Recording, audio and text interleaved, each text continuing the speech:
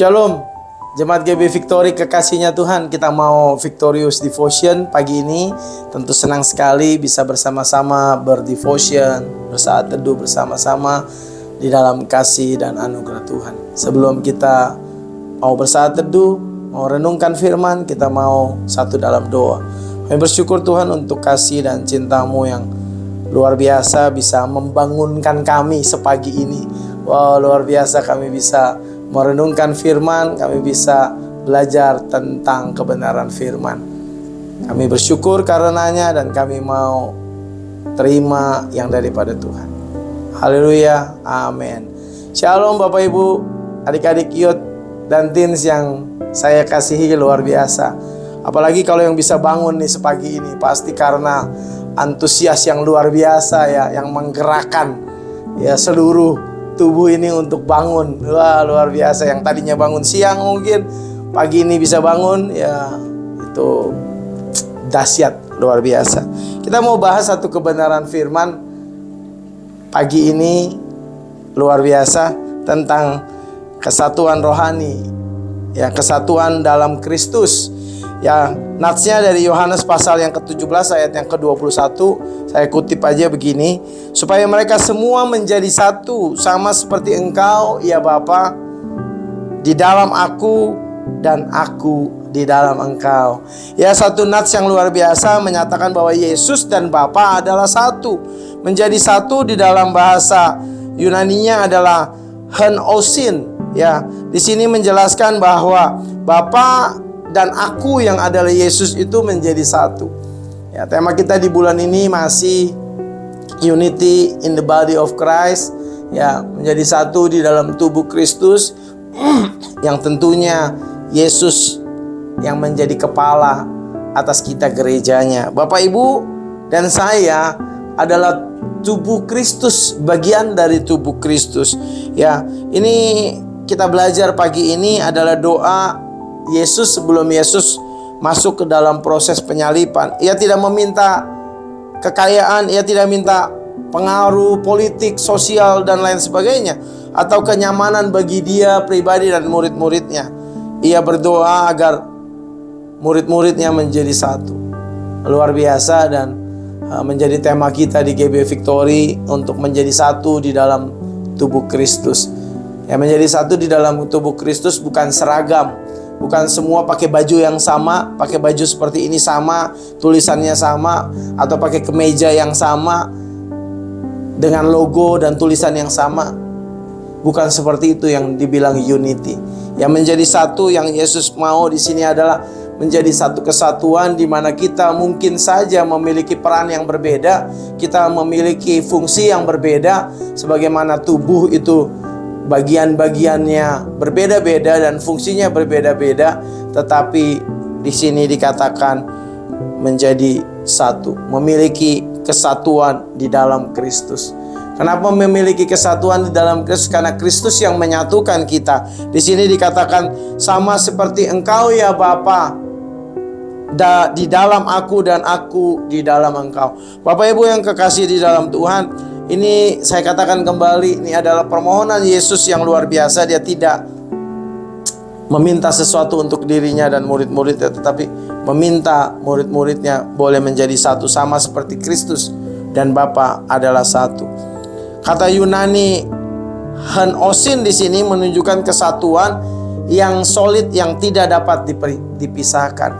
Kenapa kesatuan yang solid yang tidak dipisahkan? Bukan hanya karena kerjasama lahiriah saja, tetapi ada persekutuan batinia, persekutuan roh yang terikat satu dengan yang lain, yang sejati.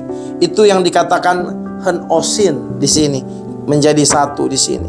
Yesus menunjukkan relasi kepada Bapa yang menjadi standar kesatuan itu.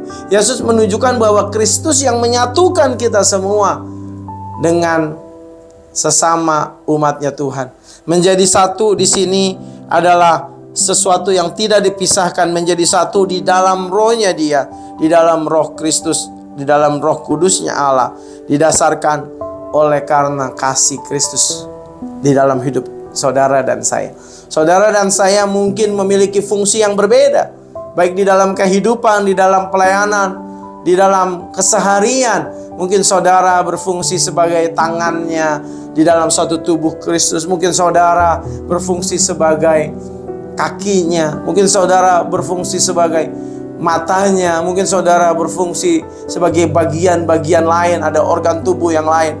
Atau mungkin sebagai tulang belakang yang menjadikan tubuh itu berdiri tegak.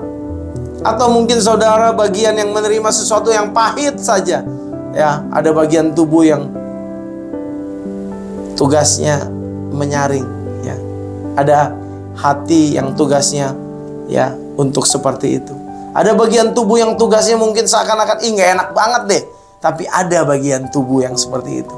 Tapi di sini dalam konteks kesatuan di dalam Kristus, segala sesuatunya yang kita kerjakan atas order, atas perintah siapa? Kristus. Kenapa? Karena di dalam konteks kesatuan tubuh Kristus, yang menjadi kepala dari tubuh itu adalah Yesus Kristus itu sendiri. Yang menjadi pusat dari seluruh tubuh, kehidupan tubuh itu adalah Yesus Kristus itu sendiri. Dia yang menjadi kepala. Ada fungsi di kepala yang kita ketahui bersama. Ada otak yang menjadi fungsi segala sesuatu. Perintah semua berdasarkan dari otak itu, yaitu Yesus Kristus yang menjadi pusat kendali kehidupan saudara dan saya. Jangan pernah merasa rendah diri karena menjadi bagian yang seakan-akan, oh aku menjadi bagian yang sangat tidak penting di gereja. Mungkin hanya bersih-bersih. Aduh, tugas saya bersih-bersih, tugas saya piket, membersihkan, menyiapkan kursi. Tugas saya kebersihan. Tugas saya hanya menerima tamu. Saya tidak pernah menjadi WL, tidak pernah menjadi singer, belum menjadi penyampai kebenaran firman. Teman-teman youth dan teens, Bapak Ibu yang kekasih, sekalipun Bapak Ibu berperan, yang orang pikir itu kecil, tidak pernah Tuhan pandang itu kecil. Karena tidak akan pernah menjadi satu tubuh yang komplit, yang sempurna, apabila bagian yang kecil, bagian yang memalukan, bagian yang harus dilindungi dari tubuh itu tidak ada di bagian tubuh itu. Coba Bapak Ibu renungkan dalam hidup ini, pagi ini. Seberapa bagian tubuh saudara dan saya yang hina, yang harus diprotek, yang harus dilindungi, yang harus ditutupi pun harus ada di bagian tubuh ini. Demikian juga konteks kita dalam kesatuan tubuh Kristus di dalam pelayanan. Ayo kita masing-masing berfungsi sebagai tangan, berfungsi sebagai tangan, bergerak atas instruksi kepala gereja, kepala kita sebagai tubuh, yaitu Yesus yang adalah otak dari segala sesuatunya. Sebagai tubuh berfungsi atas order perintah daripada bagian yang terpenting, yang menjadi pusat, yang menjadi center, yaitu Yesus Kristus. Jangan pernah juga merasa minder, tadi saya katakan. Tapi jangan juga pernah merasa kita adalah bagian yang paling terpenting dalam tubuh itu. Kenapa? Karena sesungguhnya tidak ada yang paling penting, yang lebih penting daripada kesatuan tubuh di dalam Kristus Yesus Tuhan itu sendiri. Karena yang terpenting bukannya bagian-bagian tubuh, tetapi yang terpenting adalah masing-masing kita memiliki kemauan untuk bersatu. Masing-masing kita menyelaraskan diri dalam kehidupan kita sebagai tubuh Kristus. Berfungsilah sebagai bagian dari tubuh Kristus. Sadari Anda berharga, sadari bahwa kita begitu luar biasa berharga. Tetapi jangan sombong, tetapi juga jangan rendah diri. Bukan rendah hati, tetapi jangan rendah diri. Oleh sebab itu, jadikan Kristus kepala gereja, kepala dari bagian tubuh, yang kita adalah bagian-bagiannya. Apa yang menjadi bagian Anda, kerjakan yang menjadi bagian Anda. Apa yang menjadi bagian saya, kerjakan yang akan menjadi bagian saya. Dan kiranya di dalamnya kita menjadi satu bagian tubuh yang sempurna di dalam Yesus Kristus Tuhan. Kita satu dalam doa. Kami bersyukur Tuhan kalau pagi ini kami boleh merenungkan kebenaran firman, Mungkin beberapa bangun sangat pagi hari ini. Kami bersyukur atas anugerah-Mu yang luar biasa dalam hidup kami. Kiranya kami bisa jalani dengan enjoy hari ini, menikmati segala yang ada, karena kami bagian dari tubuh Kristus. Boleh memuliakan Tuhan, ampuni dosa kesalahan. Dalam nama Yesus, amin. Sampai jumpa dalam Victorious Devotion selanjutnya. Shalom.